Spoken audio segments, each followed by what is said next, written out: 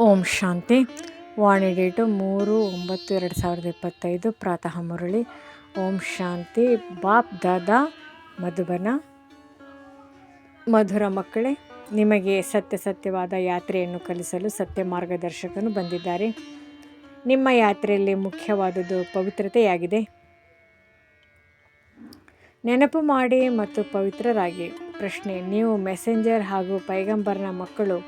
ಯಾವ ಒಂದು ಮಾತನ್ನು ಬಿಟ್ಟು ಮತ್ಯಾವುದೇ ಮಾತಿನಲ್ಲಿ ವಾದ ವಿವಾದ ಮಾಡಬಾರ್ದು. ಉತ್ತರ: ನೀವು ಮೆಸೆಂಜರ್ನ ಮಕ್ಕಳು. ಎಲ್ಲರಿಗೆ ಇದೇ ಮೆಸೇಜನ್ನು ಕೊಡಿ. ತನ್ನನ್ನು ಆತ್ಮನೆಂದು ತಿಳಿಯಿರಿ ಮತ್ತು ತಂದೆಯನ್ನು ನೆನಪು ಮಾಡಿ. ಆಗ ಈ ಯೋಗಾಗ್ನಿಯಿಂದ ನಿಮ್ಮ ವಿಕರ್ಮಗಳು ವಿನಾಶವಾಗುತ್ತದೆ. ಇದೇ ಚಿಂತನೆ ಇರಲಿ. ಬಾಕಿ ಅನ್ಯ ಮಾತುಗಳಲ್ಲಿ ಹೋಗುವುದರಿಂದ ಯಾವುದೇ ಲಾಭವಿಲ್ಲ. ನೀವು ಕೇವಲ ಎಲ್ಲರಿಗೆ ತಂದೆ ಪರಿಚಯ ಕೊಡಬೇಕಾಗಿದೆ.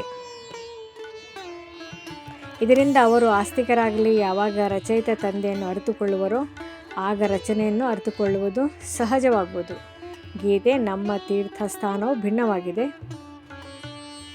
ಧಾರಣೆಗಾಗಿ ಮುಖ್ಯ ಸಾರ: ಸತ್ಯ ಪವಿತ್ರ ಬ್ರಾಹ್ಮಣರಾಗಬೇಕಾಗಿದೆ. ಎಂದೂ ಶೂದ್ರ ಅಂದರೆ ಪತಿತರಾಗುವ ಸಂಕಲ್ಪವು ಮನಸ್ಸಿನಲ್ಲಿ ಬರಬಾರದು. ಸ್ವಲ್ಪವೂ ದೃಷ್ಟಿಯು ಕೆಡಬಾರದು. ಇಂತಹ ಸ್ಥಿತಿಯನ್ನು ಮಾಡಿಕೊಳ್ಳಬೇಕಾಗಿದೆ. 2ನೇ ಪಾಯಿಂಟ್: ತಂದೆಯು ಏನನ್ನು ಓದಿಸುತ್ತಾರೆಯೋ ಆ ತಿಳುವಳಿಕೆಯನ್ನು ಬುದ್ಧಿಯಲ್ಲಿಟ್ಟುಕೊಳ್ಳಬೇಕಾಗಿದೆ. ವಿಕರ್ಮ ಮಾಡುವ ಯಾವ ಅಸುರಿ ಹವ್ಯಾಸಗಳಿವೆಯೋ ಅವನ್ನು ಕಳೆಯಬೇಕಾಗಿದೆ. ಪುರುಷಾರ್ಥ ಮಾಡುತ್ತಾ ಸಂಪೂರ್ಣ ಪವಿತ್ರತೆಯ ಉನ್ನತ ಗುರಿಯನ್ನು ಪ್ರಾಪ್ತಿ ಮಾಡಿಕೊಳ್ಳಬೇಕಾಗಿದೆ. ವರದಾನ: ಕಾರಣವನ್ನು ನಿವಾರಣೆ ಮಾಡಿ. ಚಿಂತೆ ಮತ್ತು ಭಯದಿಂದ ಮುಕ್ತರಾಗಿರುವಂತಹ ಮಾಸ್ಟರ್ ಸರ್ವಶಕ್ತಿವಾನ್ ಭವ. ವರ್ತಮಾನ ಸಮಯ ಅಲ್ಪಕಾಲದ ಸುಖದ ಜೊತೆ ಚಿಂತೆ ಮತ್ತು ಭಯವಂತೂ ಇದ್ದೇ ಇದೆ. ಎಲ್ಲಿ ಚಿಂತೆ ಇದೆ ಅಲ್ಲಿ ನೆಮ್ಮದಿ ಇರಲು ಸಾಧ್ಯವಿಲ್ಲ.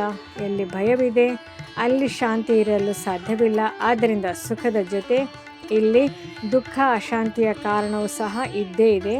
ಆದರೆ ತಾವು ಸರ್ವಶಕ್ತಿಗಳ ಖಜಾನೆಯಿಂದ ಸಂಪನ್ ಮಾಸ್ಟರ್ ಸರ್ವಶಕ್ತಿವಾನ್ ಮಕ್ಕಳು. ದುಃಖದ ಕಾರಣವನ್ನು ನಿವಾರಣೆ ಮಾಡುವವರಾಗಿರಿ.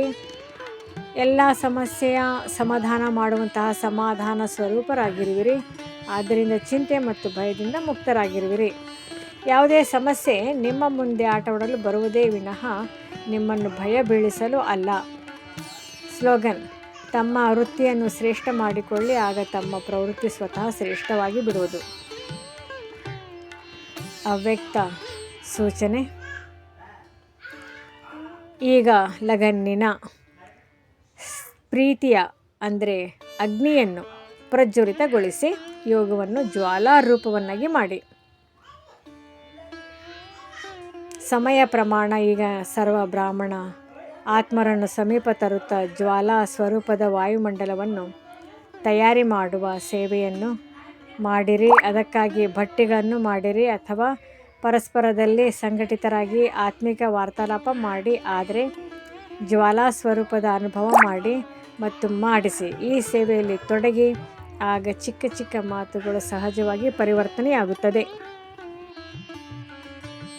ಓಂ ಶಾಂತಿ.